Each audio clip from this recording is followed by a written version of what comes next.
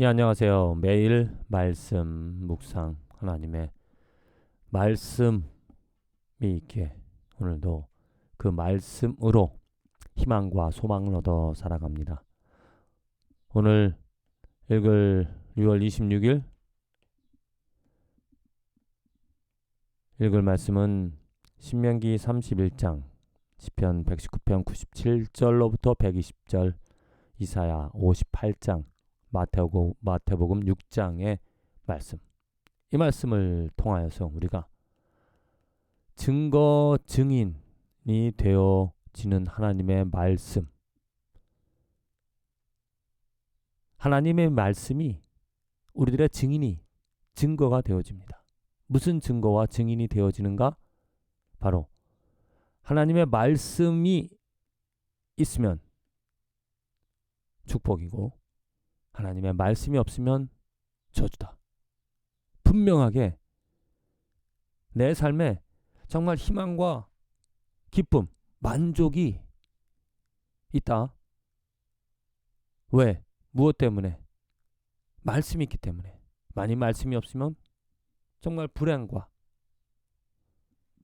불평과 불만을 가지며 살아간다.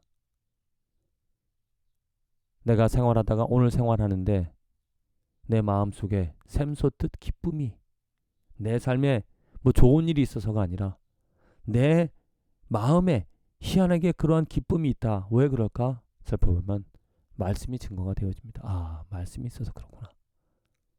내 말씀이 없으면 내 삶에 희한하게 불안하고 또한 불평하는 불만하는 일들이 많이 생긴다. 왜 그럴까?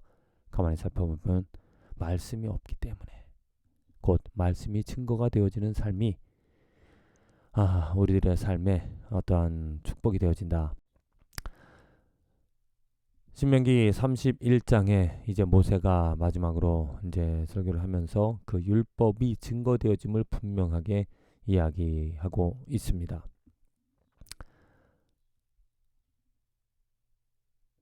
그러므로 이제 너희는 이 노래를 써서 이스라엘 자손들에게 가르쳐 그들의 입으로 부르게 하여 이 노래로 나를 위하여 이스라엘 자손들에게 증거가 되게 하라. 내가 그들의 조상에게 맹세한 바 젖과 꿀이 흐르는 땅으로 그들을 인도하여 들인 후에 그들이 먹어 배부르고 살찌면 돌이켜 다른 신들을 섬기며 나를 멸시하여 내 언약을 어기리니 그들이 수많은 재앙과 환난을 당할 때에 그들의 자손이 부르기를 잊지 아니한 이 노래가 그들 앞에 증인처럼 되리라. 나는 내가 맹세한 땅으로 그들을 인도하여 드리기 전 오늘 나는 그들이 생각하는 바를 아노라. 율법을 통하여서 이스라엘 백성들에게는 분명히 축복과 저주가 앞에 있었습니다. 그 율법이 증거하고 있습니다. 너희들이 율법을 지키면 하나님의 뜻을 하나님을 인정하면 그 삶에 축복이 있지만은 그 율법을 잊어버리고 살아간다면 저주가 있다.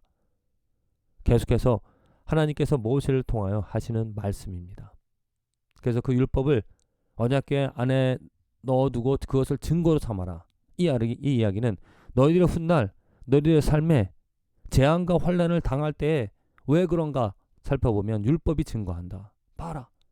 하나님이 말씀하신 바 하나님의 율법이 지금 증거하는 바 너희들이 나를 버리고 이방신을 우상을 섬기고 있기 때문에 너희들에게 재앙과 환난이 있는 것이다. 그래서 그 율법을 보고 돌이키라라는 것이죠. 그래서 그들의 삶에 풍부함이 넘쳐날 때 또 율법이 증거하기를 하나님께서 하나님의 율법에 하나님을 인정하면 하나님께서 이렇게 우리들에게 축복을 해 주시는구나. 그 율법이 증거하고 있다. 오늘 하나님의 말씀이 우리들의 증거가 되어집니다. 하나님의 말씀이 증인이 되어져서 우리들의 삶에 평안과 기쁨을 주는 것. 왜? 말씀이 증거하기를, 말씀이 증인으로서 말하기를 하나님의 법이 있어 하나님을 인정하기에 우리들 삶에 평안과 축복이 있는 것이고, 또 불안과 어려움, 재앙과 환난을 당할 때에 그 율법이 또 하나님의 말씀이 증거하는 것은 말씀으로 돌아가라. 말씀이 증인이 되어서 보라.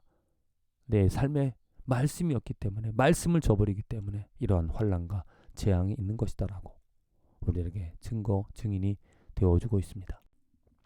시편 97편부터 120절까지의 말씀. 내가 주의 법을 어찌 그리 사랑하는지요. 내가 그것을 종일 작은 소리로 읊조리나이다. 주의 계명들이 항상 나와 함께하므로 그것들이 나를 원수보다 지혜롭게 하나이다. 내가 주의 증거들을 읊조림으로 나의 명철함이 나의 모든 스승보다 나으며 주의 법도를 지킴으로 나의 명철함이 노인보다 나으니이다. 나의 명철함이, 나의 지혜가 있다라는 것은 왜? 말씀이 증거한다는 겁니다. 말씀이 있기 때문에, 그 말씀을 사랑하기 때문에, 그 말씀을 읊조리기 때문에 그 말씀이 증거하기를 우리들의 지혜를 넓히는, 내 지혜가 넓어지는, 내 지혜가 커지는